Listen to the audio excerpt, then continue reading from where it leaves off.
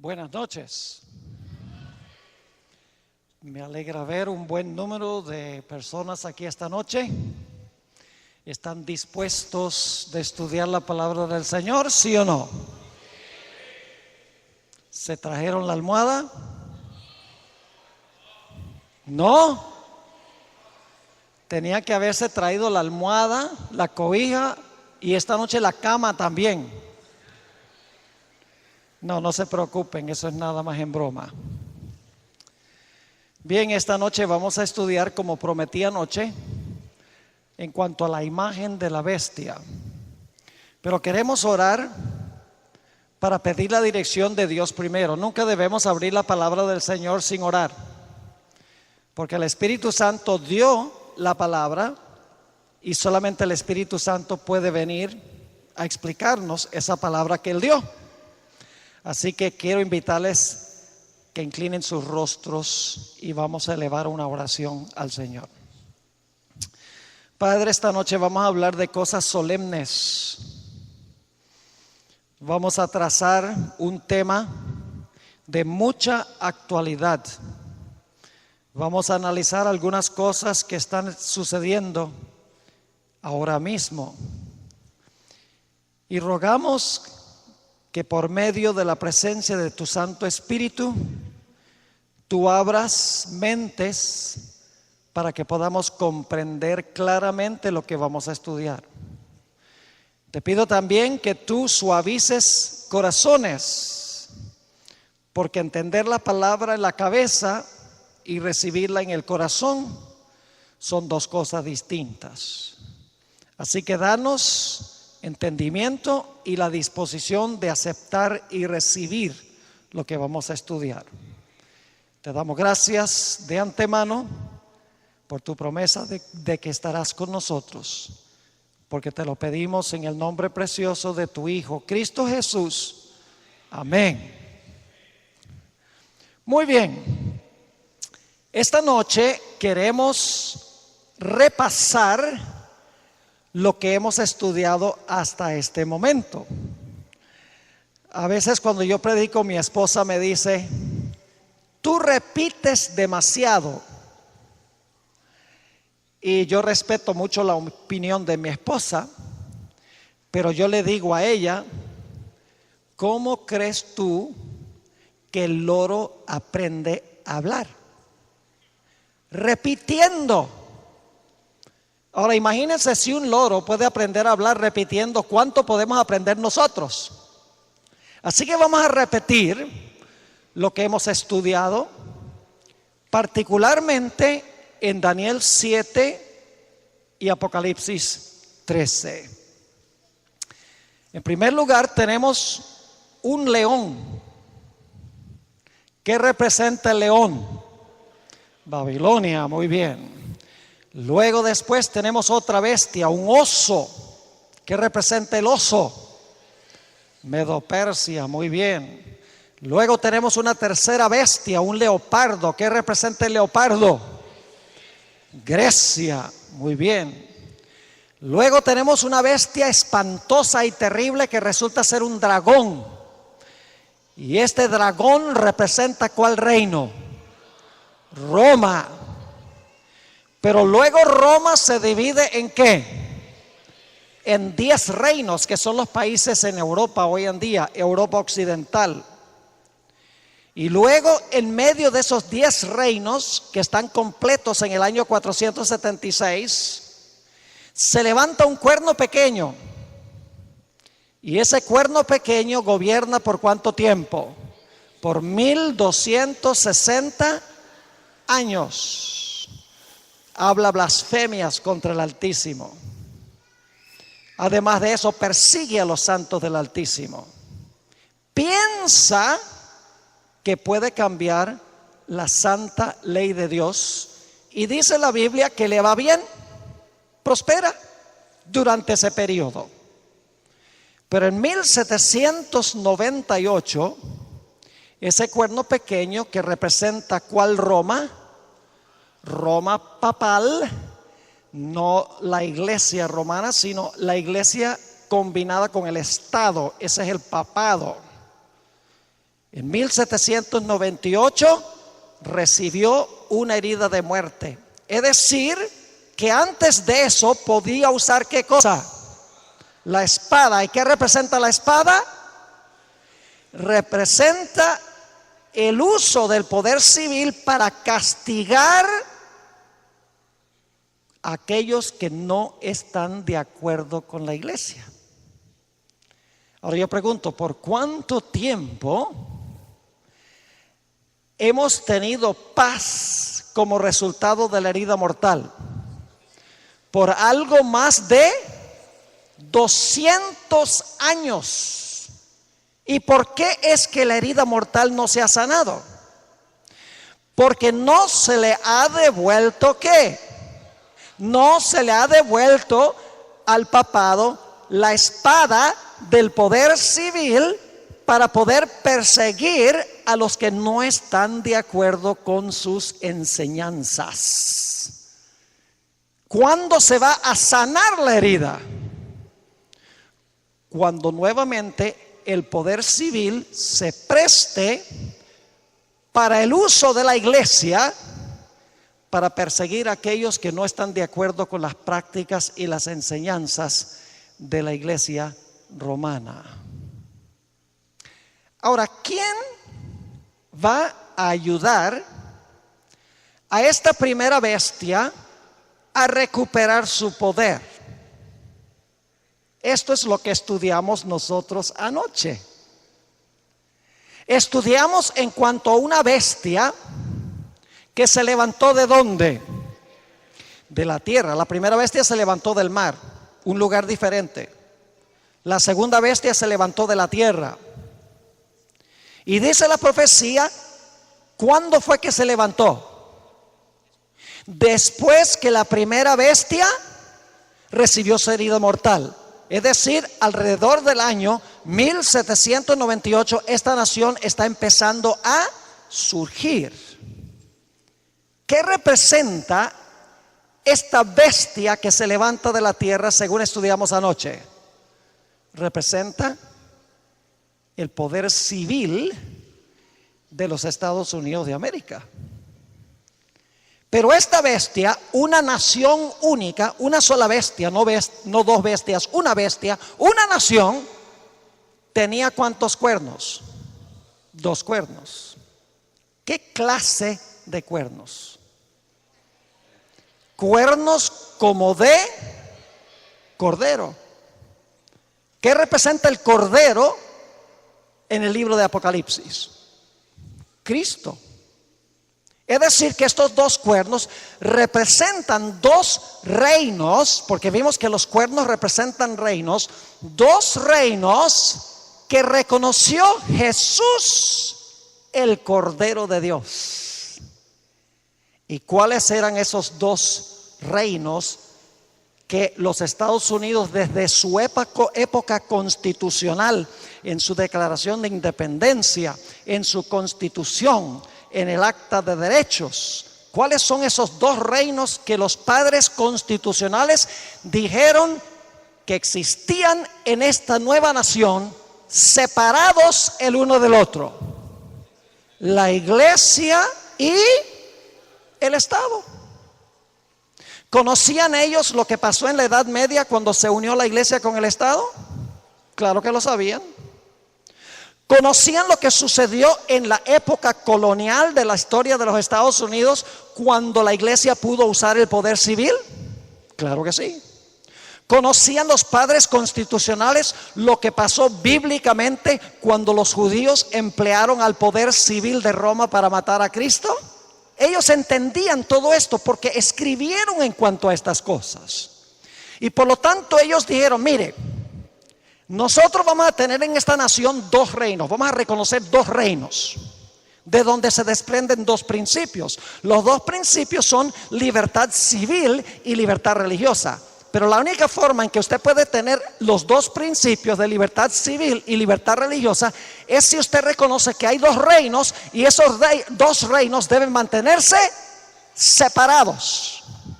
O si no, usted no tiene libertad civil y libertad religiosa.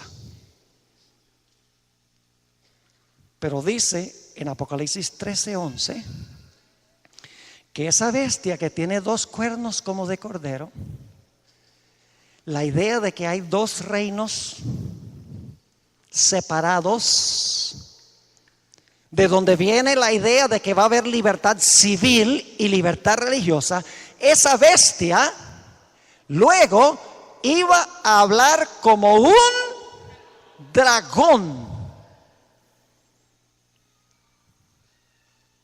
¿Quién es el dragón?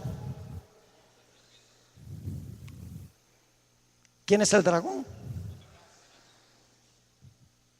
Les doy 50%. Sacaron un 10.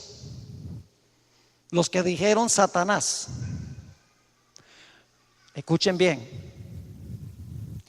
En Daniel y Apocalipsis, el dragón en sus diferentes etapas sí representa a Satanás, pero Satanás obrando a través de Roma. La cuarta bestia era un ¿qué? Un dragón que trató de matar al niño cuando nació. ¿Cuál Roma es esa? La Roma imperial. Pero luego dice que el mismo dragón persiguió a la mujer. ¿Cuál Roma es esta? Roma papal. Y luego dice que el dragón se airó contra la mujer y peleó contra su remanente. ¿Qué Roma es esa? La misma Roma de la Edad Media, cuando se le sane ¿qué? La herida mortal. Es decir, escuchen bien, cuando Apocalipsis 13:11 dice que esta bestia tenía 2 cuernos como cordero, pero hablaba como dragón, no solamente está diciendo que hablaba como Satanás, sino que va a hablar como Roma. Porque el dragón representa a Satanás obrando a través de ¿qué? A través de Roma. El dragón siempre en Daniel 7 y Apocalipsis 13 está describiendo a Satanás obrando a través del poder civil de Roma. Es decir, que esta bestia que representa a los Estados Unidos va a levantar la idea de que hay 2 reinos separados y que debe haber libertad civil y religiosa. Eso va a decir en la teoría, pero en la práctica va a negar esa idea. Y la Biblia nos dice que esta bestia que se levanta de la tierra va a ser una imagen de la primera bestia. Y de eso vamos a hablar esta noche. Ahora yo pregunto, ¿qué es una imagen? Les doy un ejemplo. Cuando yo me levanto por la mañana, oro, me levanto de la cama, voy al baño y miro en el espejo. Y lo que veo es un desastre. Yo pregunto, ¿lo que yo estoy viendo en el espejo es una imagen? Sí. ¿Es una imagen bastante precisa de quién soy yo? Sí. ¿Las orejas son del mismo tamaño? ¿Y la nariz? Si saco la lengua, ¿la imagen saca la lengua también? Sí. Es decir, que una imagen es un reflejo de algo. Ahora dice en Apocalipsis 13 que esta bestia que se levanta de la tierra va a ser una imagen de la primera bestia. ¿Y qué representa la primera bestia? A ver, ¿qué representa? Roma papal. Ahora, para saber qué es la imagen de la bestia, tenemos que saber cómo era la bestia.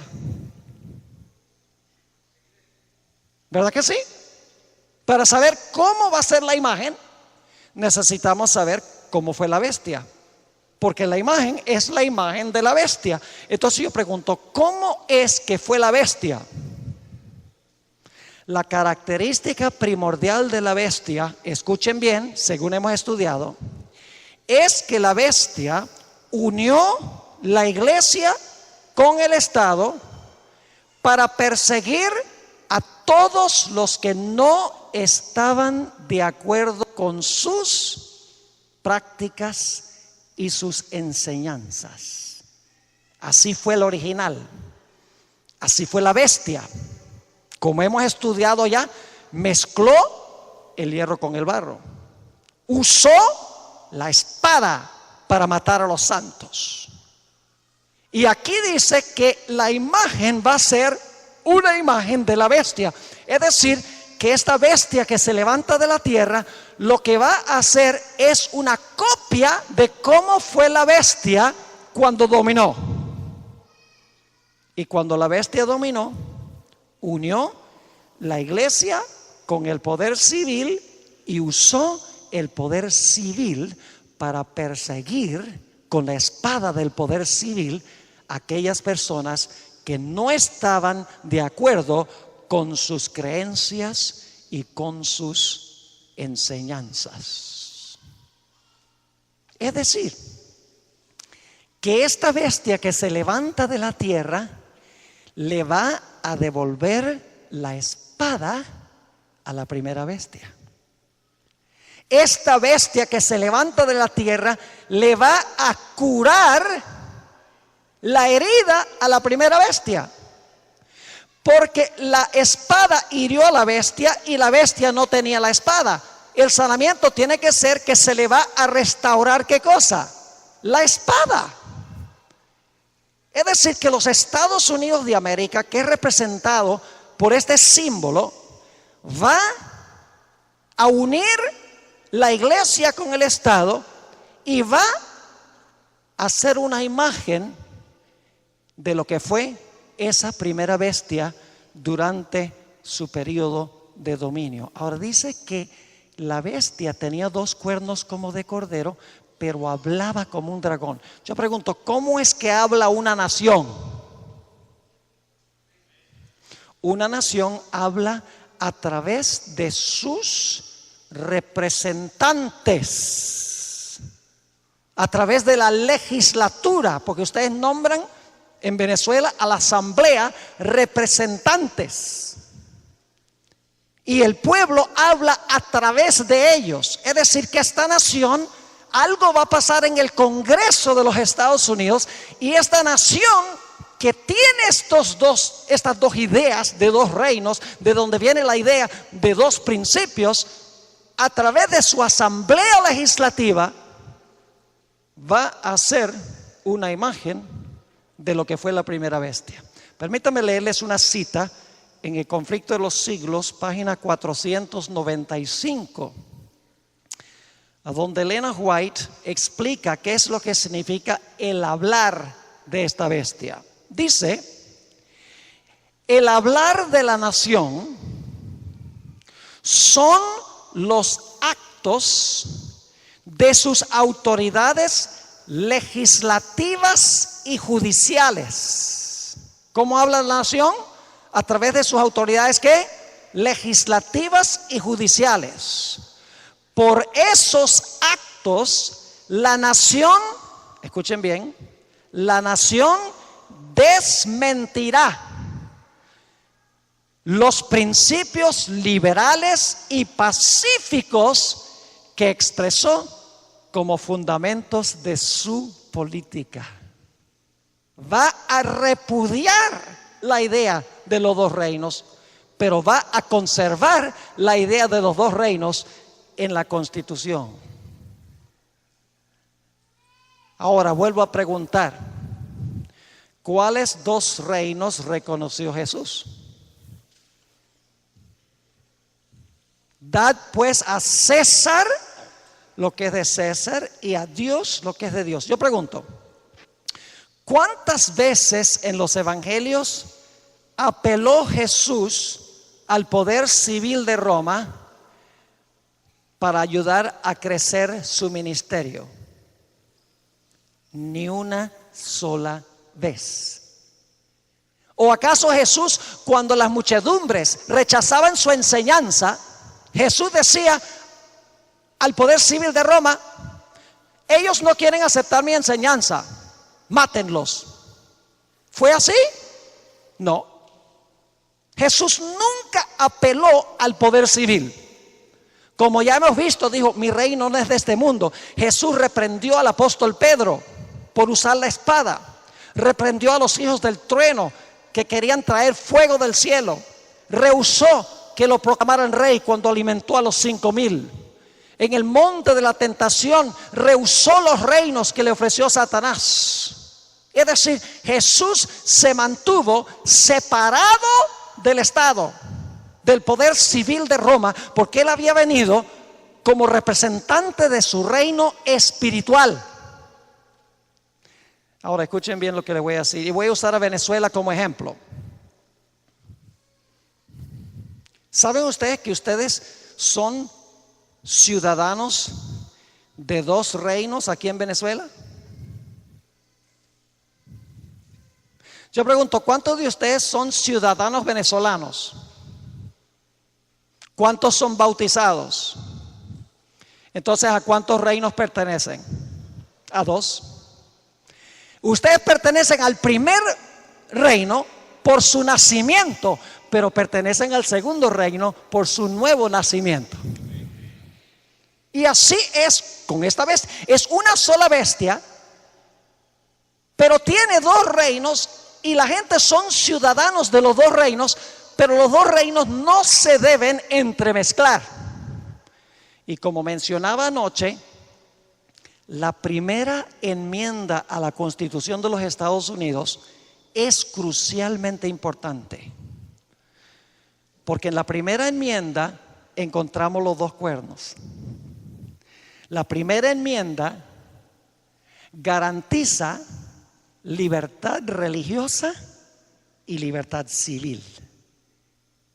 Ahora, lo interesante son las primeras 2 cláusulas que vimos anoche de la primera enmienda a la Constitución de los Estados Unidos. Recuerdan que la primera enmienda dice que el Congreso no puede hacer ninguna ley, no puede redactar ninguna ley que establezca religión, ni puede prohibir que la gente practique libremente su religión. ¿Saben ustedes que esos 2 principios están en la Sagrada Escritura? Fueron principios inspirados divinamente por Dios. Están en esta profecía, los 2 cuernos como de cordero. Esa es la parte positiva de esta bestia, porque el cordero representa a Cristo. Tenía 2 cuernos como cordero, pero hablaba como un dragón. Hay un contraste aquí. Los 2 principios son muy buenos, son los principios que reconoció Jesús, pero el problema es que esta nación los va a repudiar mientras los conserva. Al mismo tiempo va a repudiarlos. Por eso es una bestia con doble personalidad. Ahora escuchen bien.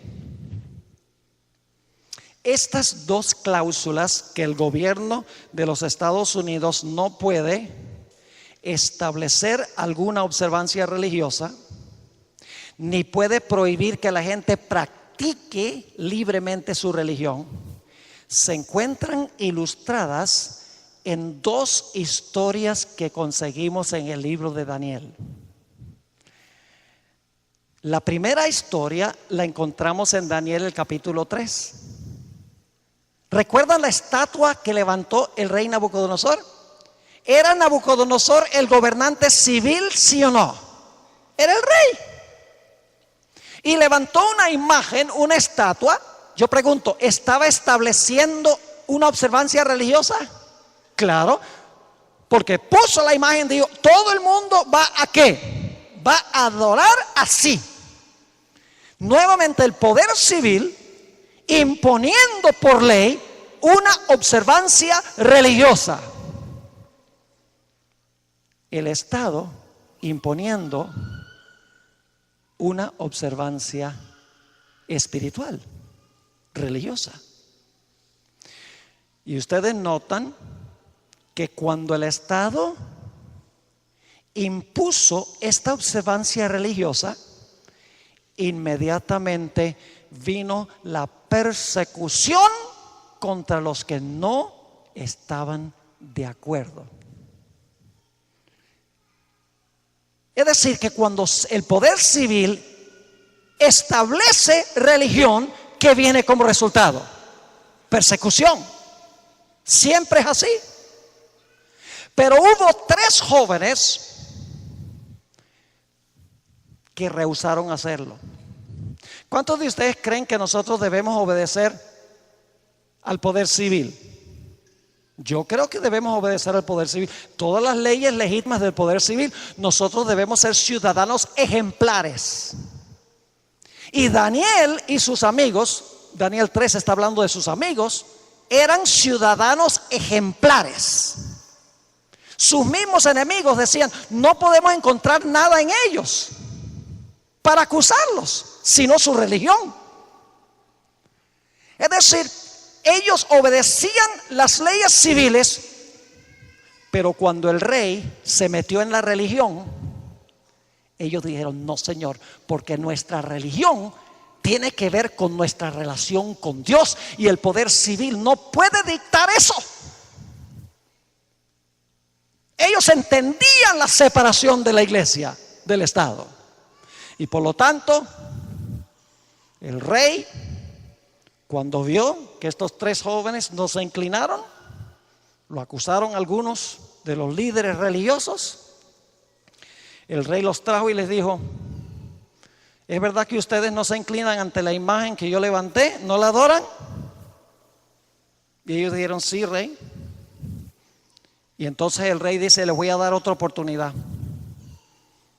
de obedecer la ley que yo he establecido, yo como el rey. Y ellos dijeron: rey, no es necesario, ya estamos decididos. Y Nabucodonosor, Elena White dice que cuando ellos dijeron que no iban a inclinarse ante esa imagen que el rey había establecido, dice ella que se le transformó la cara del rey y parecía la cara de un demonio.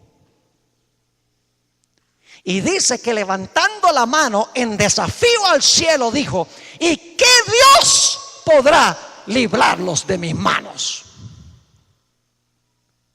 Y los mandó a echar al horno. Fíjense que los hijos de Dios no tenían ninguna protección civil. Las leyes civiles no los protegían. Se dio un decreto de muerte en contra de ellos. Su única esperanza se encontraba ¿en quién? En el Dios a quien servían. Miren, la última corte de apelación no era el rey, sino Dios. Y ustedes conocen cómo terminó la historia cuando estos 3 jóvenes rehusaron obedecer la ley del gobierno civil que imponía religión o establecía religión.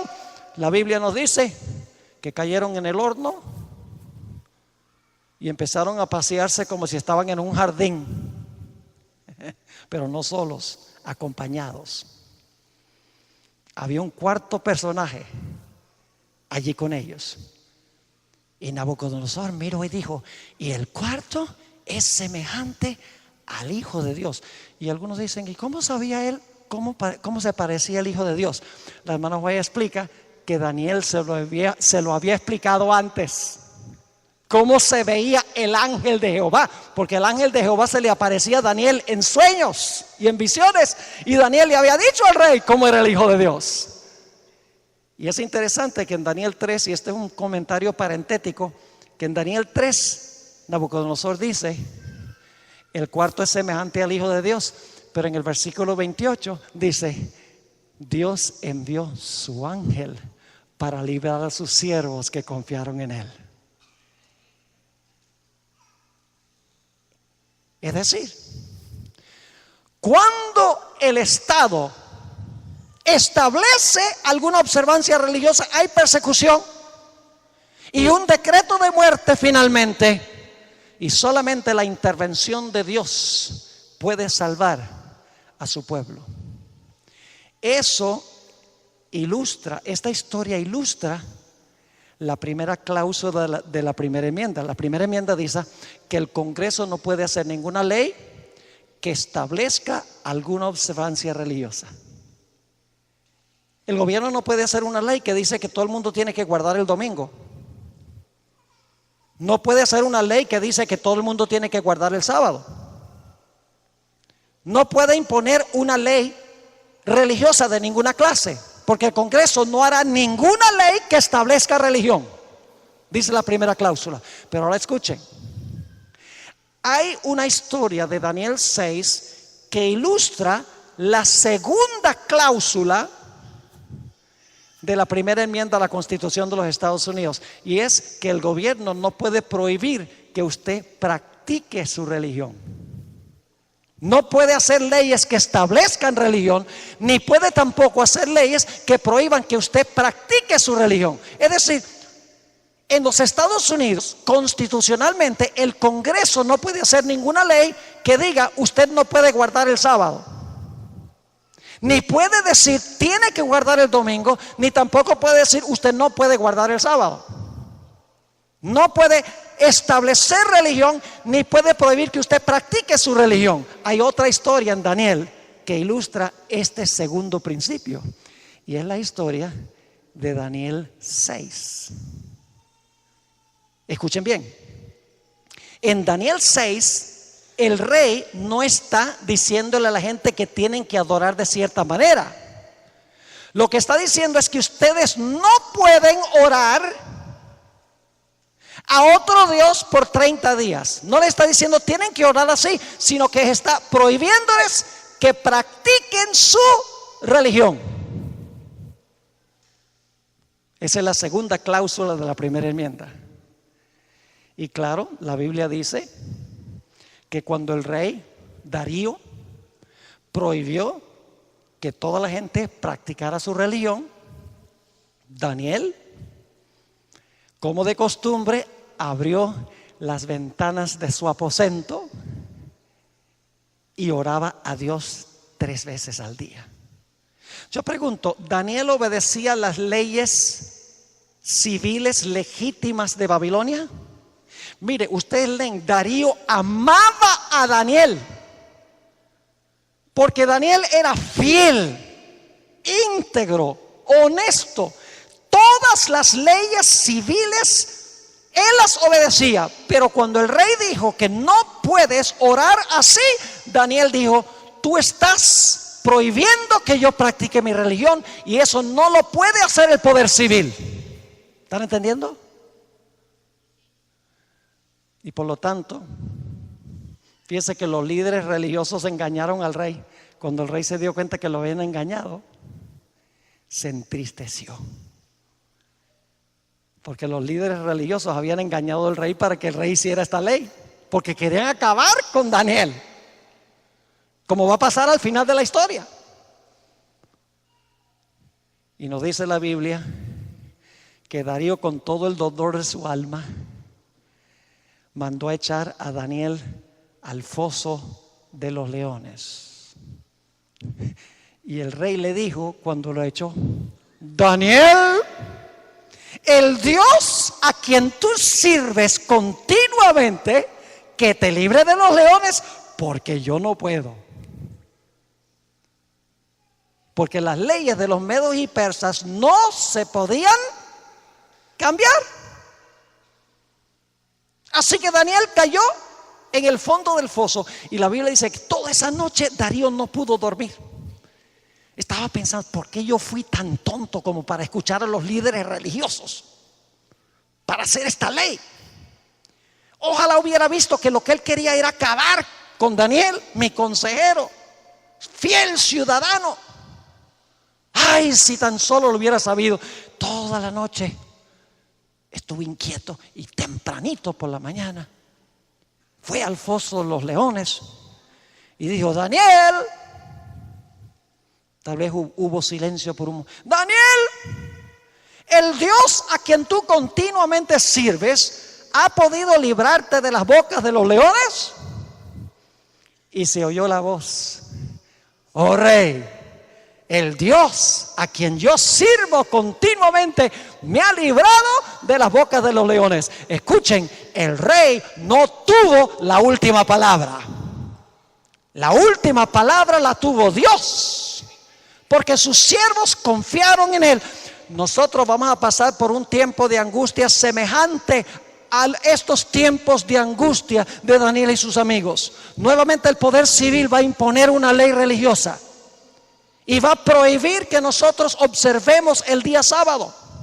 Y muchos van a ceder, van a decir: no, yo no voy a dejar que me maten, olvídese. Y van a apostatar. ¿Ustedes creen que ahí en el valle de Dura había solamente 3 judíos? Si Nabucodonosor había llevado muchos judíos y los había puesto como líderes en el reino de Babilonia, hubo una gran apostasía ahí. Nosotros tenemos que estar seguros de quién servimos, quién es nuestro Dios. Ahora escuchen, ¿qué vino como resultado de la ley que prohibió que ellos practicaran su religión? La persecución. Cuando el poder civil establece religión, o el poder civil prohíbe que usted practique su religión, el resultado es la persecución. ¿Y saben algo interesante? Ni Nabucodonosor ni Darío entendieron lo que Dios les estaba tratando de enseñar. Porque Nabucodonosor, después que los 3 jóvenes fueron librados, dijo: ahora yo doy un decreto, que cualquiera que hable mal del Dios de Sadrach, Mesach y Abednego, los voy a cortar en pedazos y les voy a derrumbar las casas. ¿Tenía derecho el rey de hacer eso? No, porque si la gente no quería al Dios de Israel, al Dios, eso no era cuestión del poder civil, tenía que arreglárselas con Dios. Y Darío tampoco entendió, porque Darío dijo: ahora yo doy una orden de que todos deben temer ante el Dios de Daniel, y ay del que no tema y tiemble ante el Dios de Daniel. Él no podía mandar a la gente a temer y a temblar delante del Dios de Israel. No podía imponer religión ni prohibir que se practicara la religión. Es decir, las primeras 2 cláusulas de la primera enmienda de la Constitución, separación de iglesia y Estado, la idea de que el poder civil no puede establecer religión ni puede prohibir que usted practique su religión, son esos 2 cuernos como de cordero en la cabeza de esta bestia que representa los Estados Unidos. Y ustedes dicen: pero pastor, ¿qué tiene esto que ver con el tiempo del fin? Elena White, quien tenía una profundidad teológica impresionante, porque ella habla de todas estas cosas, yo los sustraje de mi estudio de la Biblia, pero ella lo expone con lujo de detalles en El conflicto de los siglos. Dijo lo siguiente: los Estados Unidos va a repudiar estos 2 principios que se encuentran en la primera enmienda. Los principios que dicen que el Congreso no puede hacer ninguna ley que establezca religión, ni tampoco puede hacer una ley que prohíba que la gente practique su religión. Escuchen lo que dijo la sierva del Señor en el libro Maranata, página 177. Dijo lo siguiente: vendrá el tiempo en que los hombres no solo prohibirán trabajar el domingo, sino que procurarán obligar a los hombres que trabajen el sábado. Y se les pedirá que renuncien el sábado y se suscriban al domingo. Y si no lo hacen, se les exigirá que entreguen su libertad y su vida. No solo el Congreso de los Estados Unidos va a hacer una ley dominical, establecer esa ley, sino que va a prohibir que la gente tenga el derecho de observar el sábado. Va a imponer religión y va a prohibir que la gente libremente practique su religión. Y escuchen, lo que va a pasar es, como estudiamos, la primera bestia pensó que podía cambiar ¿qué? La ley. La segunda bestia va a imponer el día de reposo que cambió la primera bestia. En ese sentido, la segunda bestia va a ser un reflejo de la primera bestia, porque va a imponer el día de reposo que la primera bestia pensó que podía cambiar.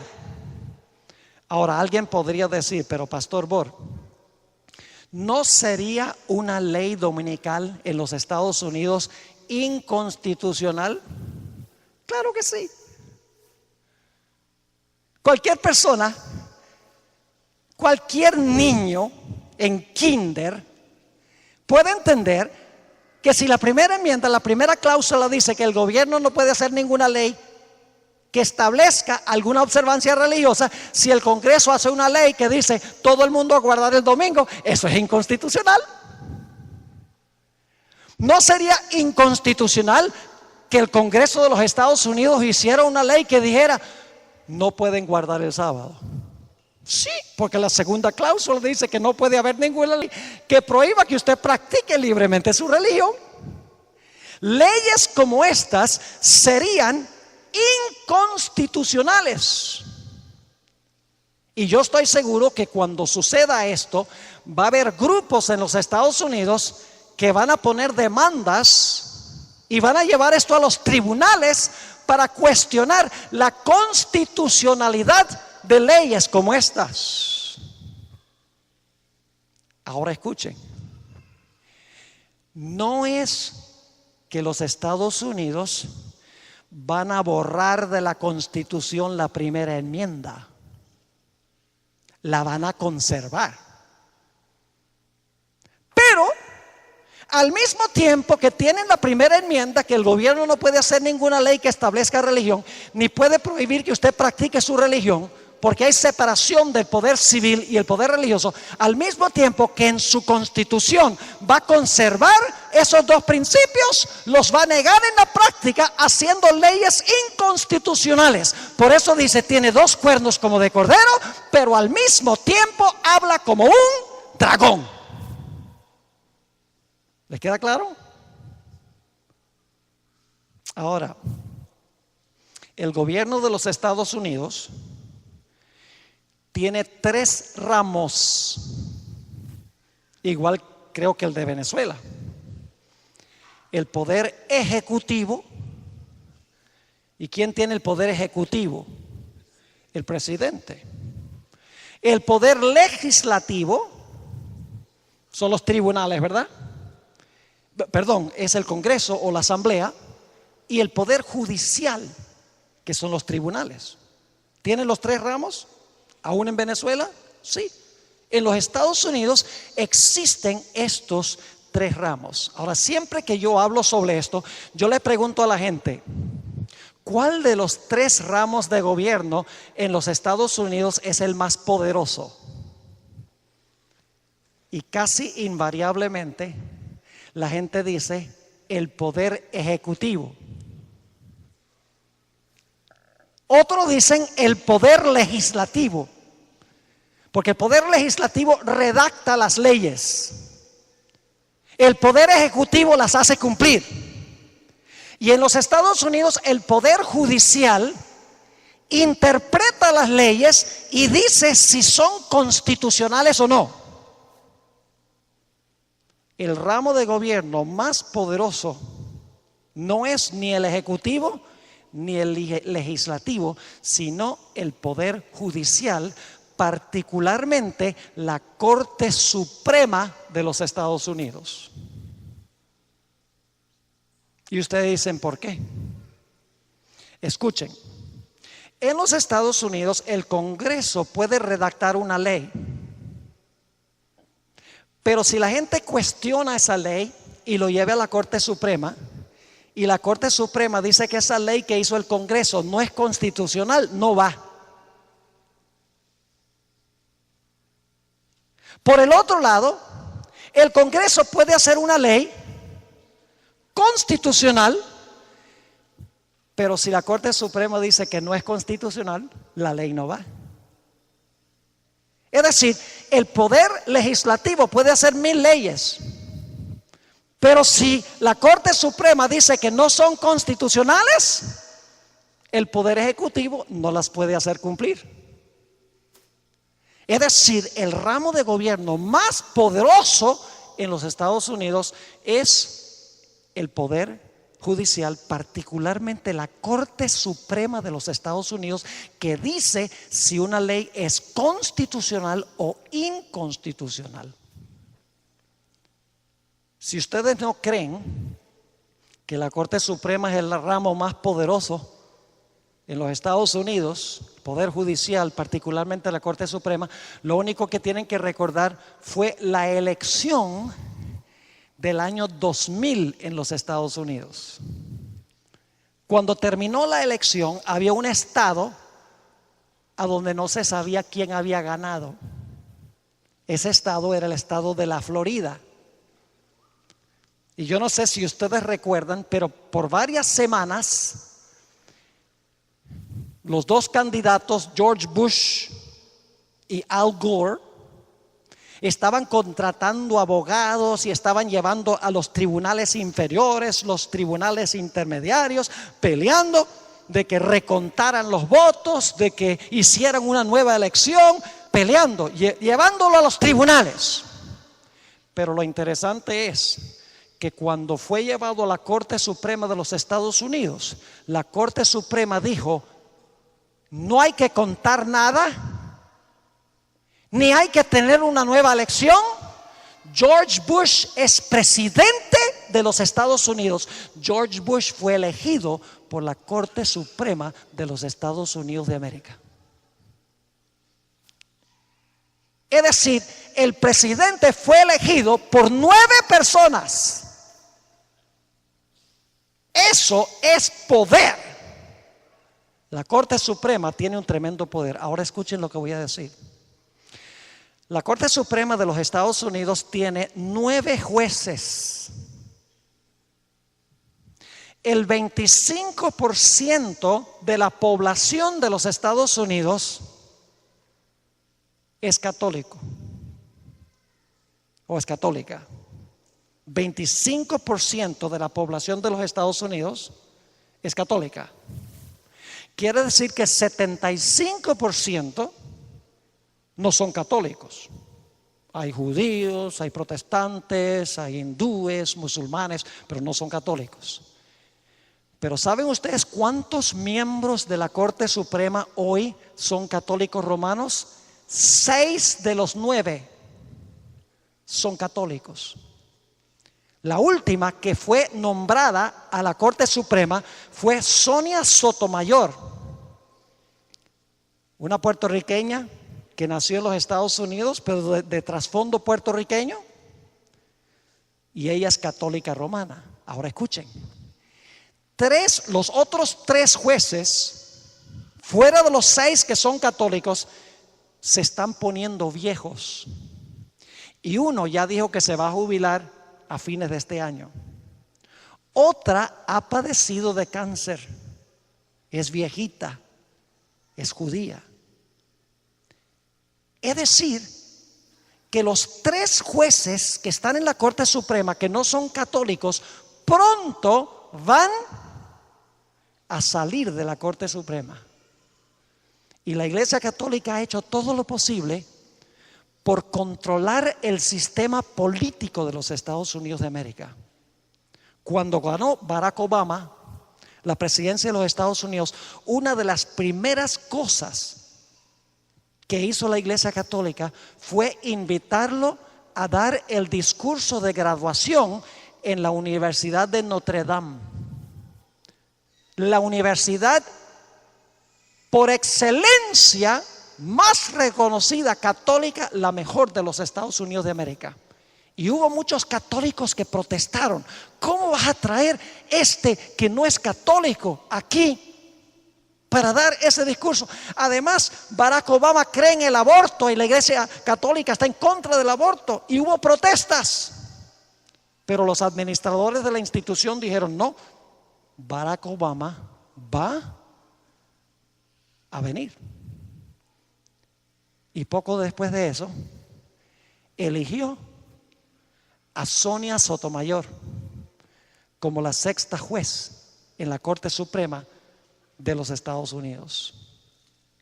Elena White, en la Review and Herald, es una cita en inglés, yo la traduje, diciembre 11 de 1888, dijo esto: los cristianos no se dan cuenta que cuando un gobierno protestante sacrifica los principios que la han hecho una nación libre e independiente. ¿Qué es lo que ha hecho que los Estados Unidos sea libre e independiente? ¿Sus qué? Sus principios que la han hecho una nación libre e independiente. Y ahora escuchen: y por medio de medidas legislativas introduzcan a la Constitución principios que propagan las falsedades y los engaños papales. Están sumiendo al país en los horrores romanos de las edades oscuras. ¿Qué está diciendo ella? Que los Estados Unidos va a volver ¿a qué periodo? Al periodo de los horrores de las edades oscuras. ¿Recuerdan la historia de Juan Hus que relatamos anoche? Esa historia en los Estados Unidos de América y en el mundo se va a volver a repetir, porque los Estados Unidos va a ser una imagen de lo que fue la bestia. Algunos dicen: Pastor Bor, este panorama es alarmista.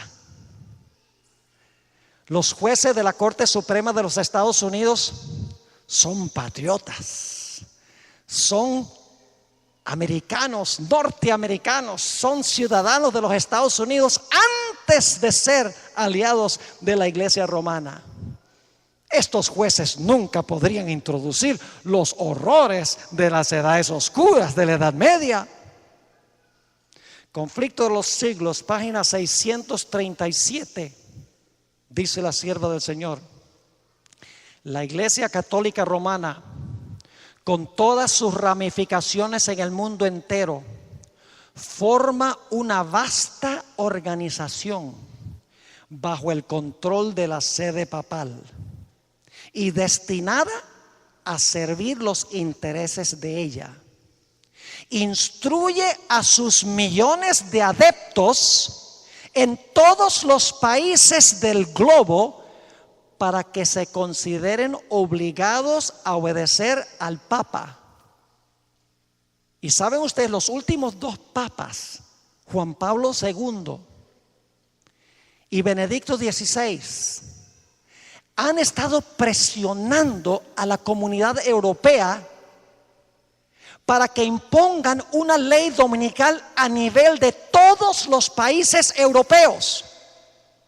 Los sindicatos se han unido, compañías grandes se han unido, los jesuitas se han unido, el Papa se ha unido y están presionando para que en Europa, por ley, haya un mandato de cerrar todos los negocios el domingo para que la gente pueda ir a la iglesia. Eso está pasando ahora mismo en Europa. Sigue diciendo: sea cual fuere la nacionalidad o el gobierno de estos, deben considerar la autoridad de la iglesia como por encima de todas las demás. Aunque juren, escuchen bien, aunque juren fidelidad al Estado, siempre quedará en el fondo el voto de obediencia a Roma, que los absuelve de toda promesa contraria a los intereses de ella. Eso lo está escribiendo hace 120 años. ¿Qué escribiría si estuviera viva hoy? Sería impresionante. ¿Saben ustedes que en años recientes grandes políticos de los Estados Unidos se han convertido del protestantismo al catolicismo? Por ejemplo, el hermano de George Bush, quien fue gobernador de la Florida, se convirtió a la Iglesia Católica. Newt Gingrich, puede ser que ustedes no reconozcan ese nombre, un republicano de gran impacto e influencia, fue miembro de la Cámara de Representantes, el líder de la Cámara de Representantes. Hace varios años era bautista y recientemente se unió y comulgó en la Iglesia Católica. Tony Blair, el que fue primer ministro de Gran Bretaña, abandonó la iglesia anglicana y se convirtió a la iglesia romana. Grandes líderes, magnates políticos del mundo se están uniendo a la iglesia romana porque ellos ven que la iglesia romana está recobrando su poder y para ellos les interesa es tener poder político y por eso se están convirtiendo a este sistema. Dicen, el papado ha cambiado. Dicen, no tenemos nada que temer del papado ya. ¿Acaso no ven cómo el papado lucha por los derechos humanos? ¿Acaso no se dan cuenta cómo lucha la iglesia romana por los pobres, por la vida, por la buena moral de la sociedad, por el matrimonio convencional entre un hombre y una mujer? ¿Oh sí? Esta es la fachada. Pero la Iglesia Católica Romana no ha cambiado ni uno solo de sus dogmas. Ni uno. No ha cambiado ninguna de sus enseñanzas. Sigue siendo una combinación de iglesia y Estado y ha dicho abiertamente que sus aspiraciones son el tener dominio global.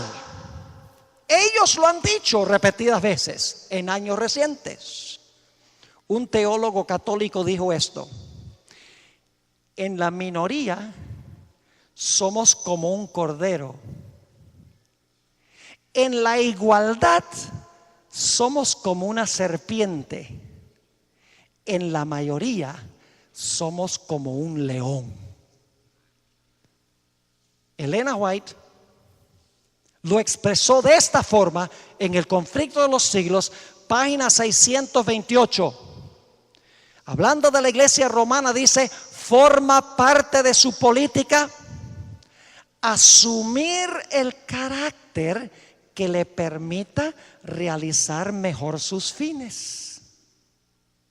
Pero ahora escuchen, pero bajo la apariencia variable del camaleón, oculta el veneno invariable de la serpiente. Vaticano II fue un cambio de imagen. No cambió ningún dogma de la Iglesia Católica. Lo que hizo fue darle una nueva cara al mundo, de apertura. Inclusive invitaron a los protestantes a venir como observadores del Concilio Vaticano II. Empezaron a decir, ahora la misa se puede dar en los idiomas locales de la gente, y animaron a la gente que establecieran grupos para leer la Biblia. Y la gente dice, el sistema cambió. No, dice ella que bajo la apariencia variable del camaleón oculta el veneno invariable de la serpiente. Cambia de apariencia, pero no en su naturaleza. Tengo algunas citas aquí que quiero leer. Son varias, escritas por Elena White hace 120 años. Escuchen bien. Cuando ella escribió esto, Los Estados Unidos no querían nada que ver con el papado. Nada. Ninguna nación de Europa quería nada que ver con el papado cuando ella escribió esto. Sin embargo, en un ambiente a donde parecía que los Estados Unidos estaba enemistado con la iglesia romana, ella escribió las siguientes citas. Discrepó de todos los comentaristas del tiempo. Ellos decían: la iglesia romana está muerta. Porque fíjense, una herida mortal en 1798, otra herida mortal en 1870. Los papas están allá encerrados en el Vaticano por 59 años. El papado ya terminó, decían los escritores de su época. La hermana White dijo: no. Escuchen estas citas. Cuando la tierra que el Señor levantó para darle refugio a su pueblo, para que pudieran adorarle conforme a los dictados de sus propias conciencias, la tierra sobre la cual Dios ha colocado por largos años el escudo de la omnipotencia, la tierra que Dios ha favorecido haciéndola depositaria de la religión pura de Cristo. Cuando dicha tierra, por medio de sus legisladores, repudie los principios del protestantismo y apoye la apostasía romana que procuró alterar la ley de Dios, entonces se revelará la obra final del hombre de pecado.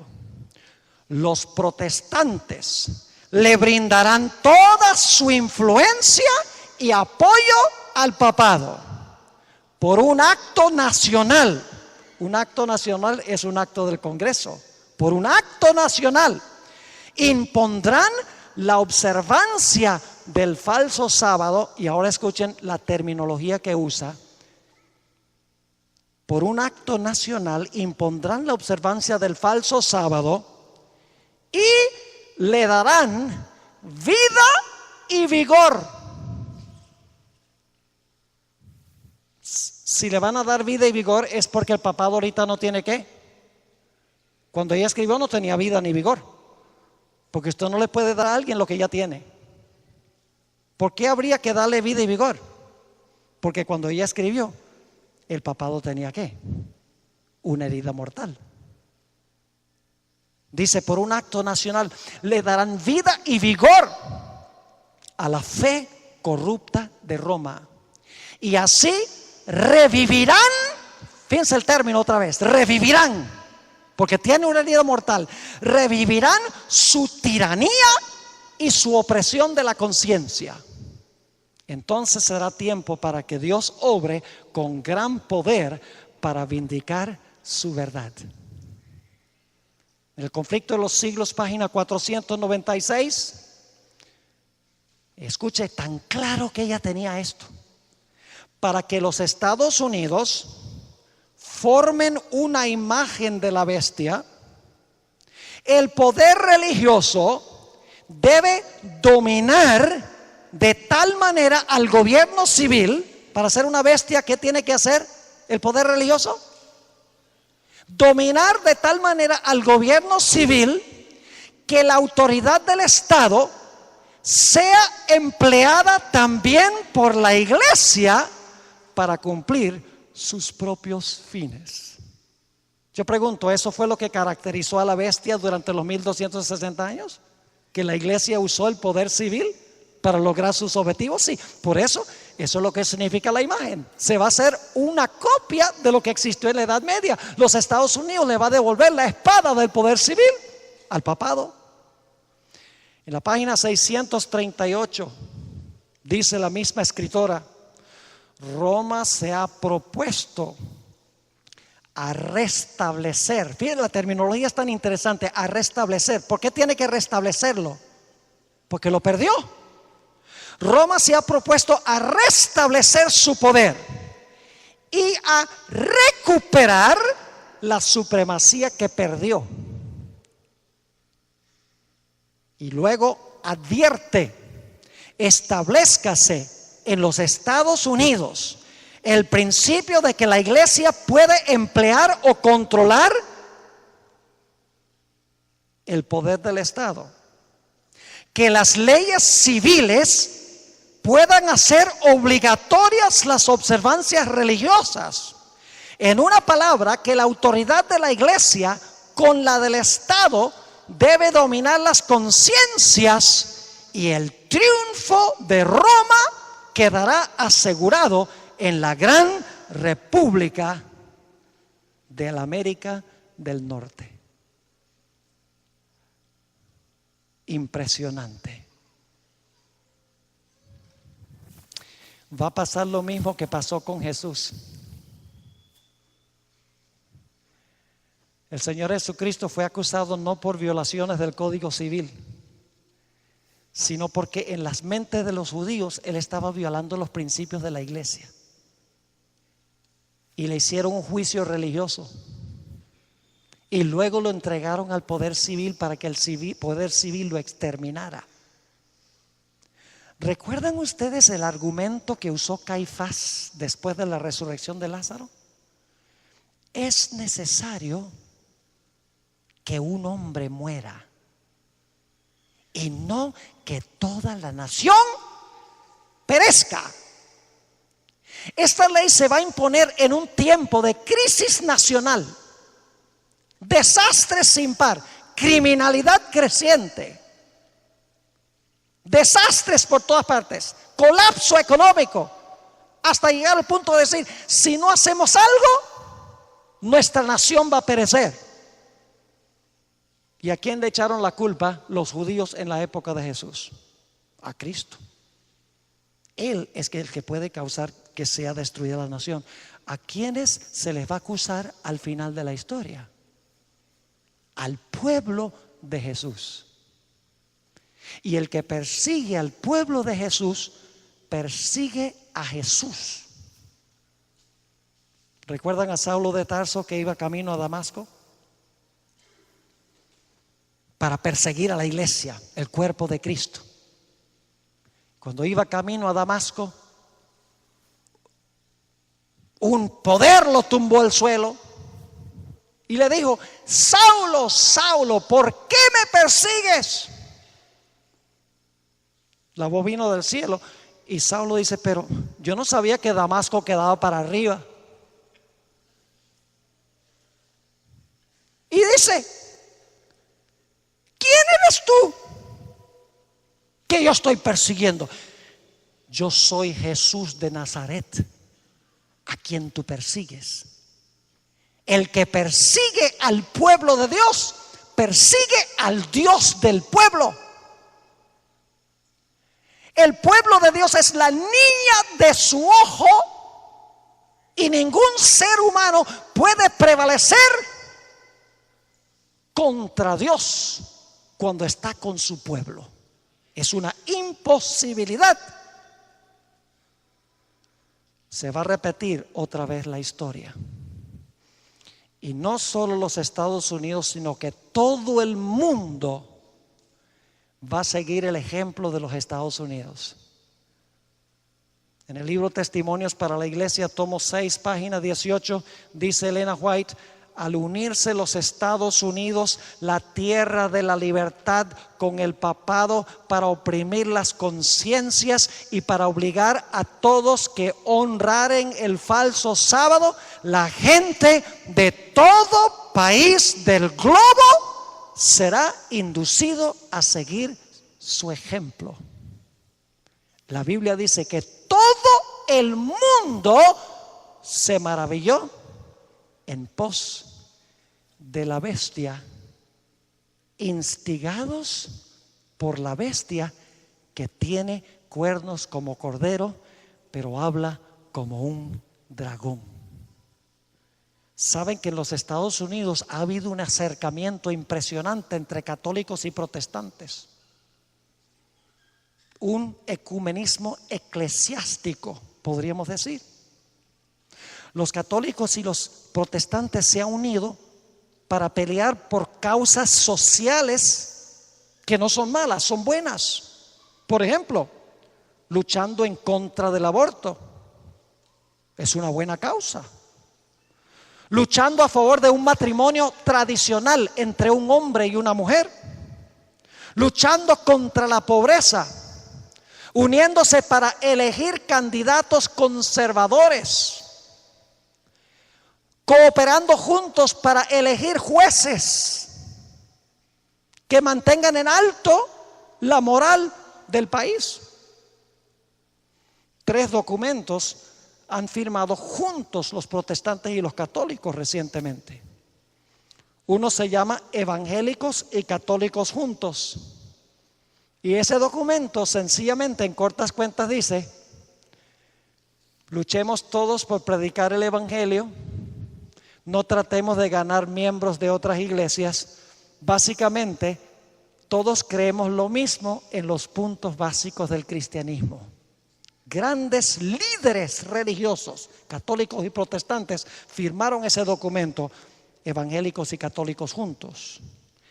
Créanlo o no, los luteranos, escuchen, los luteranos, teólogos, se sentaron con teólogos católicos y llegaron a la conclusión de que toda la pelea de Martín Lutero con la Iglesia Católica sobre la justificación por la fe era una lucha que tenía que ver con semántica, pero que en realidad los católicos y luteranos están de acuerdo sobre la doctrina de la justificación por la fe. Escuchen bien, si Martín Lutero resucitara hoy, se moriría de un infarto. Cuando él ve que dice que la iglesia romana y la iglesia luterana creen lo mismo sobre la justificación por la fe, eso fue lo que causó que Lutero se separara de Roma. Y aún más recientemente, el año pasado, centenares de los líderes grandes protestantes y católicos del mundo firmaron un documento que se llama la Declaración de Manhattan, a donde básicamente dijeron: nosotros nos vamos a unir y vamos a presionar al gobierno para que el gobierno defienda el matrimonio, para que el gobierno prohíba el aborto, para que el gobierno garantice una y otra cosa. La iglesia apelando al brazo del poder civil. Elena White advirtió en el conflicto de los siglos 622, escuchen su advertencia: los protestantes se han entremetido con el papado y lo han patrocinado. Han hecho ahora esta es la parte increíble, dice: han hecho transigencias y concesiones que sorprenden a los mismos papistas y les resultan incomprensibles. La misma iglesia romana dice: esto es demasiado bueno para ser verdad. Sigue diciendo: los hombres cierran sus ojos ante el verdadero carácter del romanismo, ante los peligros que hay que temer de su supremacía.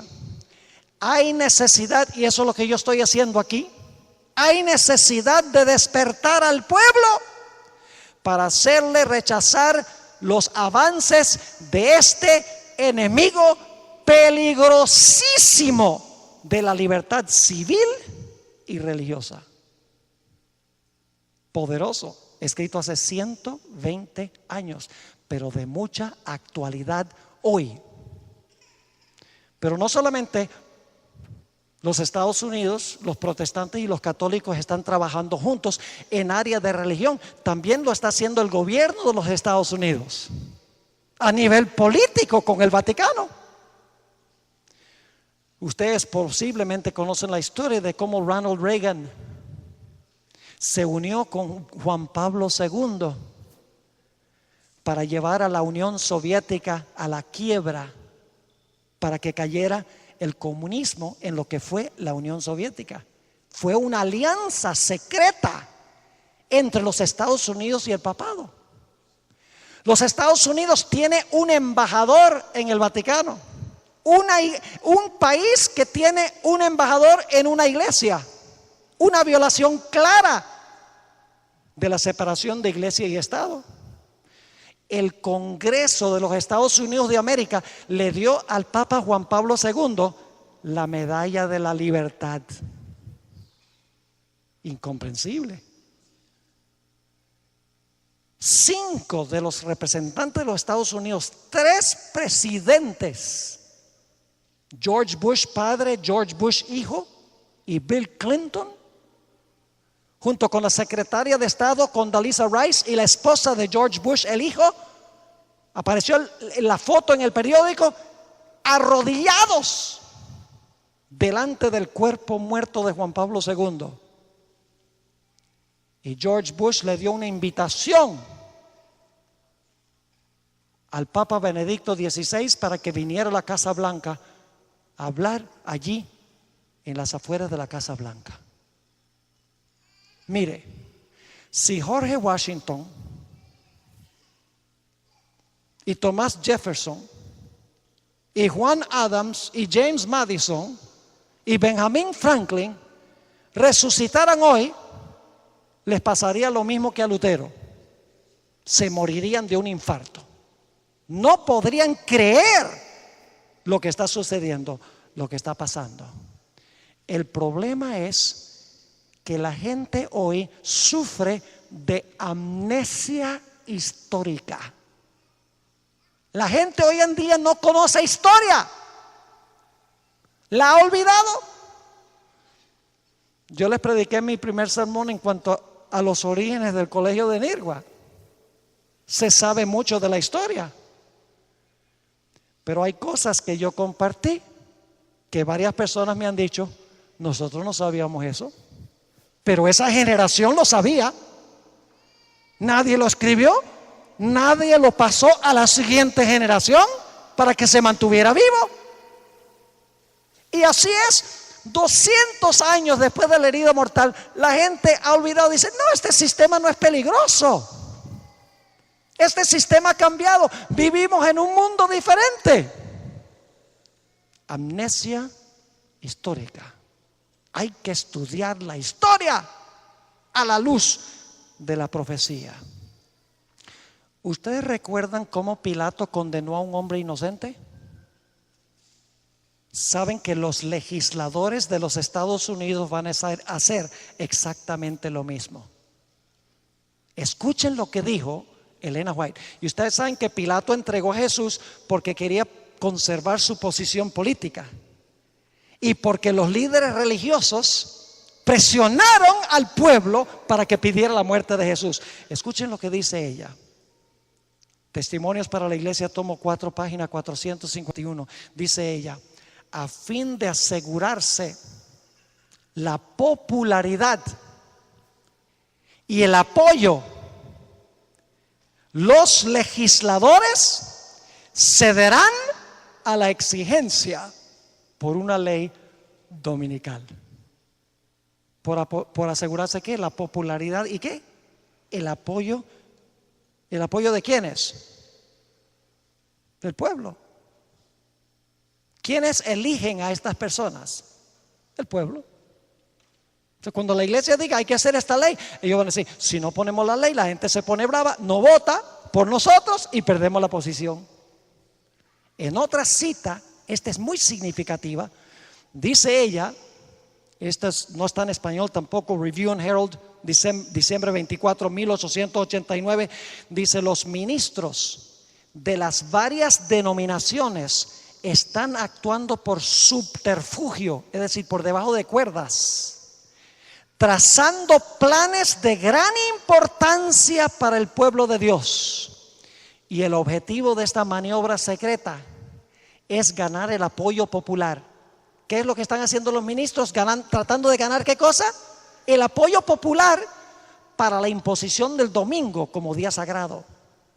Si los ministros, escuchen, si los ministros pueden convencer al pueblo que favorezcan una ley dominical, entonces están decididos a unir su influencia para obtener una enmienda religiosa a la Constitución para obligar a la nación a guardar el domingo.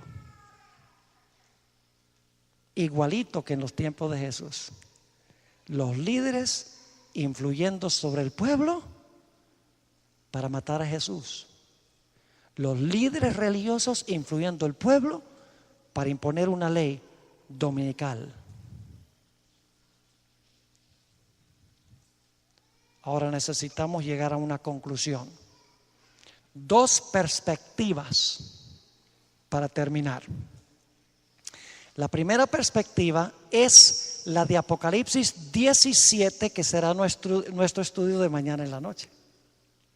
Mañana sí vamos a tener que traer la cama, porque ese capítulo 17 de Apocalipsis es complejo, pero con lo que hemos estudiado no hay problema. Lo vamos a entender perfectamente bien. La razón por la cual la gente no entiende Apocalipsis 17 es porque no estudian Daniel 7, Apocalipsis 12 y Apocalipsis 13. Ahí está el fundamento o la base de lo que tenemos en Apocalipsis 17.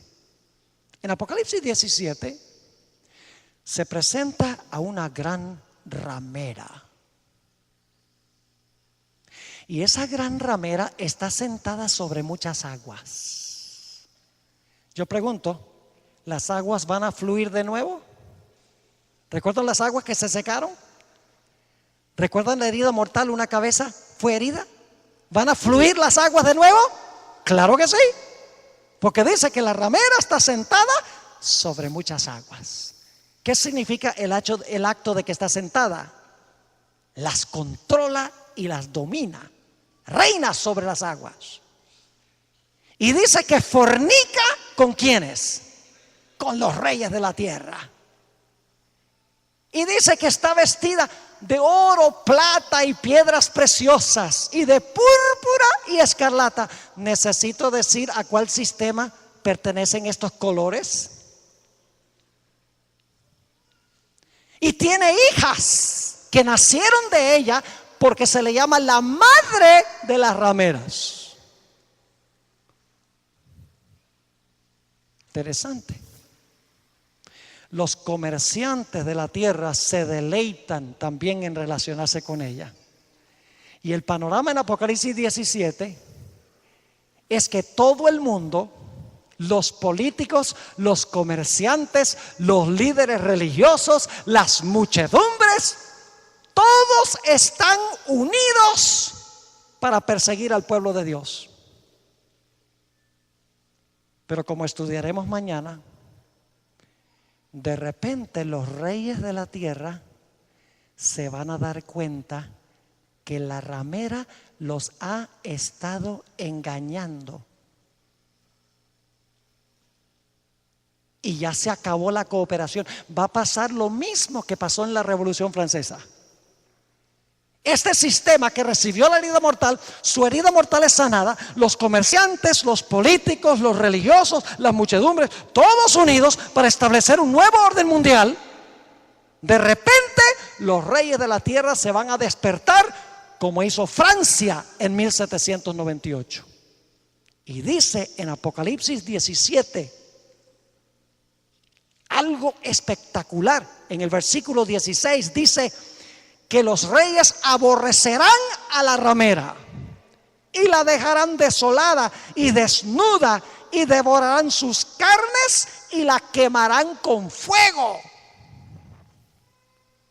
Es decir, los reyes se le van a volcar en contra, le van a quitar la espada, como sucedió con Francia. Eso va a suceder al final de la historia. Elena White describe este momento. La viejita lo tenía claro. Conflicto de los siglos 713 y 14. Escuchen esto, los que son pastores aquí. Dice ella, de este momento, cuando las muchedumbres se van a lanzar contra el papado, como en la Revolución Francesa, el gobierno francés y las muchedumbres dijeron: ¡no más! Dice ella, los hombres ven que fueron engañados. Se acusan unos a otros de haberse arrastrado mutuamente a la destrucción. Pero todos concuerdan para abrumar a los ministros con la más amarga condenación. Es cosa seria ser un pastor. Es cosa seria ser un líder religioso. Porque si yo no estoy predicando estas cosas, si yo estoy predicando el error, algún día la gente va a decir: ¿por qué no me dijiste la verdad? Sigue diciendo: los pastores infieles profetizaron cosas lisonjeras, indujeron a sus oyentes a menospreciar la ley de Dios, diciendo: la ley fue clavada en la cruz, Cristo la guardó por mí, el sábado era para los judíos.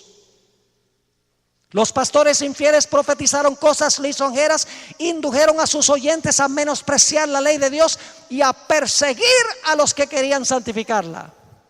Ahora, en su desesperación, estos maestros confiesan ante el mundo su obra de engaño.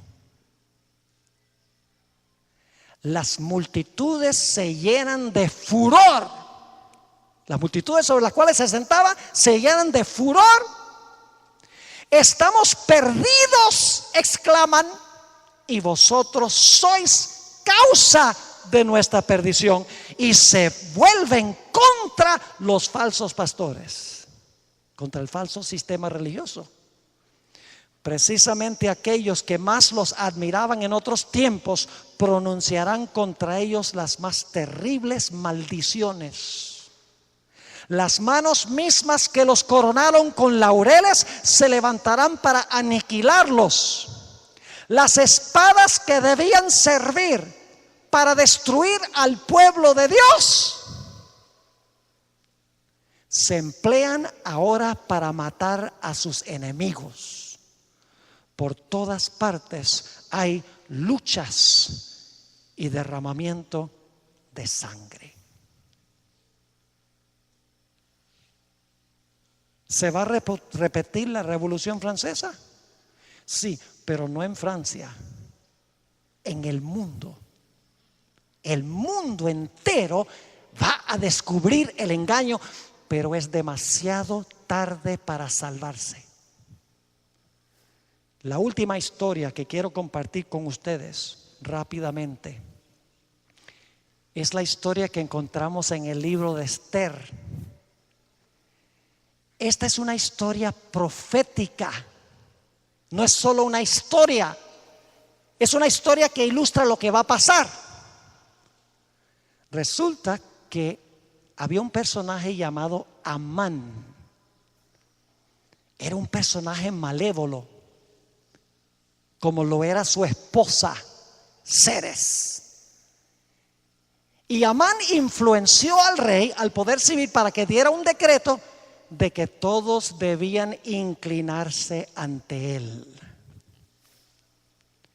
La Biblia dice que hubo un judío que trabajaba allí en la corte del rey que dijo: yo no, porque esa es una violación de mi religión, es una violación de la ley de Dios. No me inclino ante ningún hombre.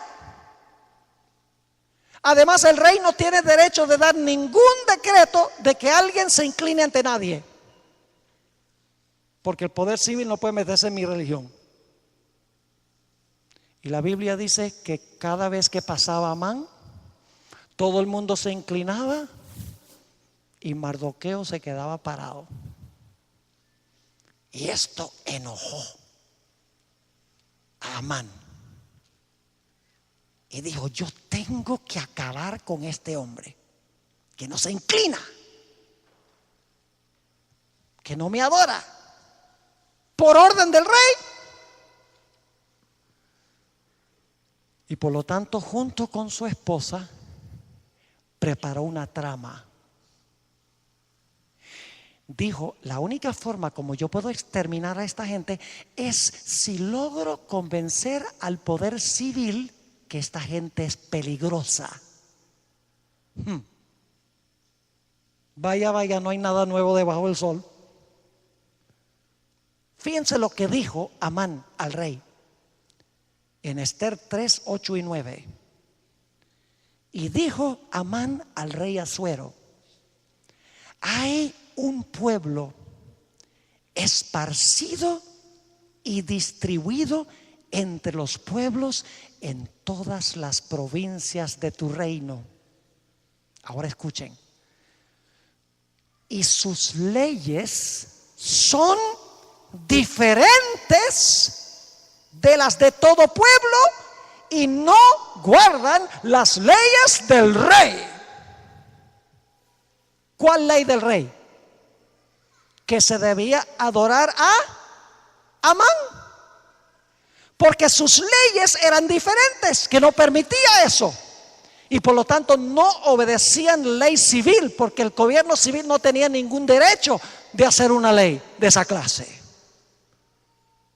Y ahora escuchen, y al rey nada le beneficia el dejarlos vivir, porque si tú dejas que en tu reino sobrevivan gente que no obedecen tus leyes, vas a tener anarquía en tu reino. Y sigue diciendo: si place al rey, decrete que sean destruidos. ¿Quién es el instigador? El que quería adoración. ¿Cuál es su espada? El poder civil. Si place al rey, decrete que sean destruidos, y yo pesaré 10,000 talentos de plata a los que manejan la hacienda, para que sean traídos a los tesoros del rey. Y Amán se fue contento, porque selló con el anillo del rey la ley que él quería. Y no solamente para matar a Mardoqueo, sino para matar a todos los judíos. No les voy a contar toda la historia, pero Dios intervino providencialmente y despertó al rey y le mostró el engaño de su consejero religioso. Y dice que cuando el rey se dio cuenta que Amán, quien quería que la gente se inclinara ante él, lo había engañado, se enfureció. Y Amán y su esposa murieron en la horca donde debía haber muerto Mardoqueo.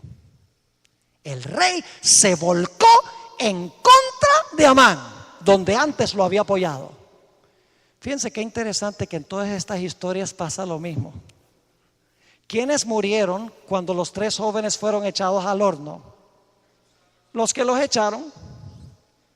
¿Quiénes murieron cuando Daniel fue echado a los fosos de los leones y fue sacado?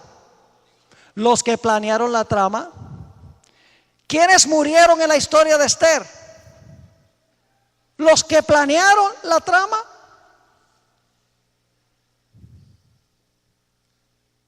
¿Y qué va a pasar al final de la historia? Los reyes que fornicaban con la ramera se van a volcar en contra de ella. Y claro, la pregunta clave es: ¿en cuál de los dos lados vamos a estar nosotros? ¿Con la bestia o con Dios? Escuchen bien, el conflicto final no es sobre días. Y ustedes dicen: pero pastor, el conflicto final tiene que ver con el sábado y el domingo. Sí, pero el día es solamente la forma para probar a ver a quién usted es leal. Si usted guarda el sábado, estás diciendo: yo obedezco al que estableció el sábado, acepto su autoridad. Pero si tú guardas el domingo, tú estás diciendo: yo acepto la autoridad del que cambió el día. Los días son solamente la manera en que Dios prueba para ver a quién tú eres leal. ¿Al Dios creador o al que ha usurpado en la tierra el lugar de Dios? ¿Dónde estaremos nosotros cuando se imponga la imagen de la bestia? Yo oro a Dios de que todos estemos en el lado correcto. Y yo creo, por lo que nosotros vemos en este mundo, que esta crisis viene muy pronto. Yo podría haberles hablado de muchos movimientos adicionales que están pasando en los Estados Unidos.